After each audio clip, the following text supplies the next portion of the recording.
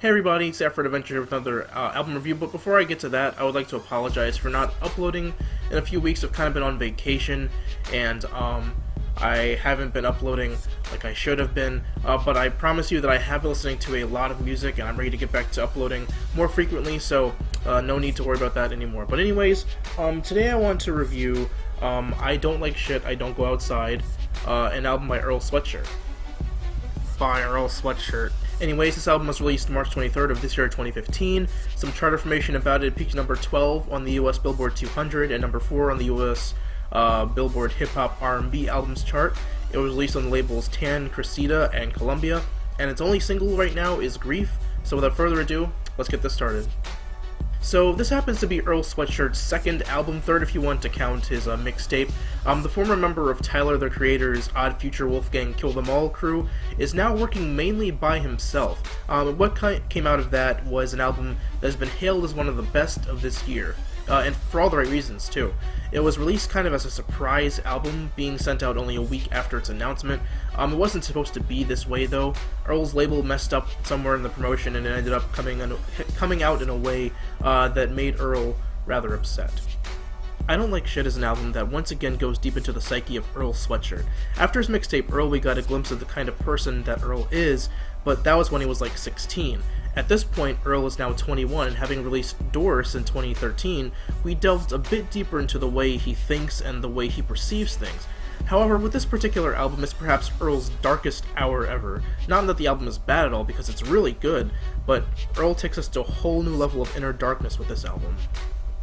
A lot of the themes on this LP deal with Earl talking about his relationship with his mother, as well as his estranged father that left him when he was 6 years old, his drug addiction, his lingering depression, dealing with fame and celebrity status, the passing of his grandmother, breaking up with his girlfriend, as well as the pressures of life in general. There's a lot to take in on this album, and Earl never really makes it all that easy, but in a way that's kind of a good thing. This has to be said now, Earl is a master of wordplay. There's no getting around the fact that Earl Sweatshirt is one of the most lyrically gifted rappers of all time. He can string words together flawlessly, he uses double entendres and phrases that put two words together that changes meaning completely, and his flow is unique, and it seems lazy, but as he so often proclaims, he murders each beat because of his deceptively lazy and slow style of flowing and rapping. It's not that way with every track, but for the majority of them, yes. The opening track is called Huey, and while most of this album is rather set apart from his previous album, this track in particular kind of takes you back to it with its style, as well as its use of a church organ. In fact, it's very reminiscent of the track Sunday, which also uses an organ. This track kind of spews out the majority of the subject matter on this album in a single verse. He mentions his grandmother passing and him grieving the event, him pulling himself up from the gutter with this album, his self-proclaimed rapping skills, and his relationship with women. It's really short, but a fantastic intro track with one of the most interesting beats on the entire album. Compared to everything else, it's perhaps the most standout beat. From here on, we take a dive into Earl's world. Mantra, which happens to be my favorite track on the album, mostly deals with Earl's rising fame and dealing with all the pressure and lifestyle changes, while the second verse deals almost exclusively with his ex-girlfriend, Mallory Llewellyn. It's perhaps the most aggressive song on the album in terms of the way Earl is rapping, which is a lot faster than most of the tracks minus DNA, and that's probably the reason why I enjoy it so much. Not to mention the beat hits hard, and I feel that this track really sets the mood for the album better than Huey does with its incredibly dark production. This has been Earl's style of beat making since his mixtape, but this album really steps it up. For those of you that don't know, Earl was sent to the island of Samoa for about 2 years after the release of his mixtape by his mother, who felt that the things he was speaking in his songs were troubling, as well as his lifestyle in general hanging around Tyler and the Odd Future crew. While in Samoa, he attended a boarding school, and many believe that this changed him and made his music ultimately better, but it seems as though he's still somewhat bitter about his mom sending him off.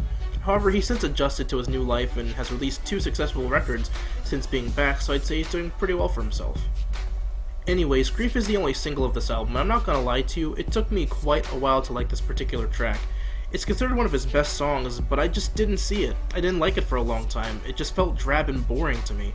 It wasn't until the other week that I finally realized why it's such a great song and why this album is so special. You have to be in a certain kind of mood to really enjoy the fullness of it. This album, in essence, is about not doing anything, hence the title. If you're in a good mood, there's a good chance you're just not going to enjoy this album at all. But if you're in a melancholy kind of mood, then you'll more than likely appreciate it better. When I was in that kind of mood and gave it a listen, I finally understood it and I came to truly appreciate what it was saying. Grief is Earl talking about some of the negative things he's dealing with, such as his drug addiction, friends leaving him because of his fame, and moochers trying to get handouts from him. The second verse, he actually states that he's high while recording it, which is why he raps so much slower than the first verse, and how whenever he thinks about his grandmother's death, he just wants to grab a bottle and drink.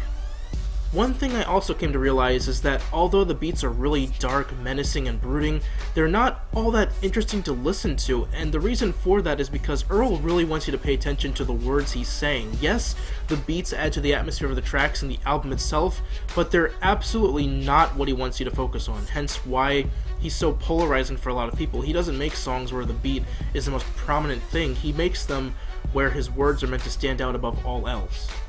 There are some slight spirits of braggadocio emanating from this album. Earl likes to talk big, and even though he's a scrawny guy, he really lets his words do the talking for him. He likes to say that he's a great rapper, one of the best in fact, and he certainly backs it up, unlike a lot of rappers out now who put out braggadocious records, but don't put their money where their mouths are when it comes to actual rapping skills. He also tells rappers to step up their game and to get on his level, which we might never see considering how deep and dense Earl's lyrics are and how, rappers these days are. Aside from that, on numerous occasions he, mentions having sex with other guys as girls, having legions of youth that follow him, and generally just being really popular, almost to the point of it being too much for him.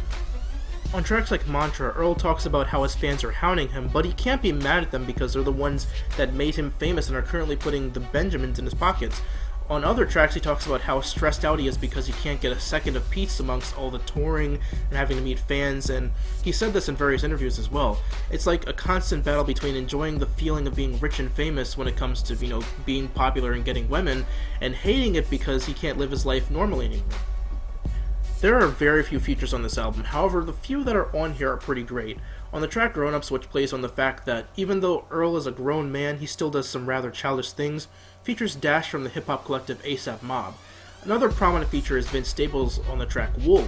Vince has become almost a mainstay on Earl's albums, having been on one track in his mixtape and 3 tracks on Doors. It's also worth mentioning that this track is the only one that makes any references to Gulf Wang or Odd Future. Anyone who's been writing with their music since the beginning will probably find it rather strange that Earl and Tyler aren't doing anything together anymore, but there's no bad blood. Tyler's spoken on this and says they're still friends, they're just going in separate creative and artistic directions. A lot of the tracks kind of build off the same ideas as the last, and it's not just in themes, but in sounds too. At the end of Mantra, you can hear the sound of water from a faucet, which leads right into the track Faucet, so the entire album is kind of like a short story on Earl's life.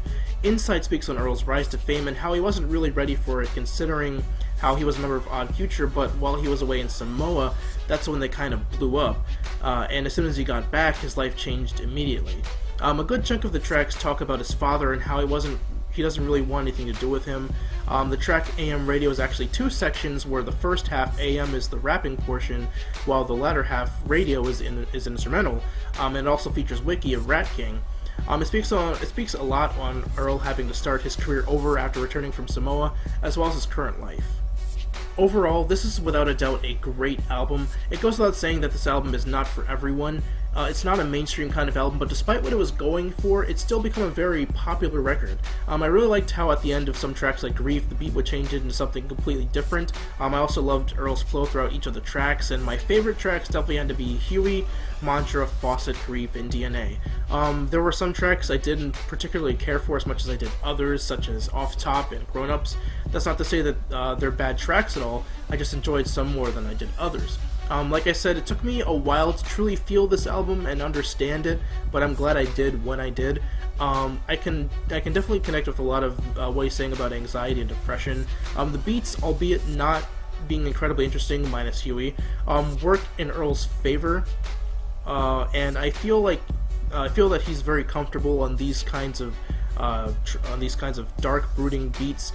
With each track, he's not really speaking on one specific idea. Each track is kind of a conglomerate of ideas that go on throughout the entire album. So I can't say like Grief is about this, while Off Top is about this.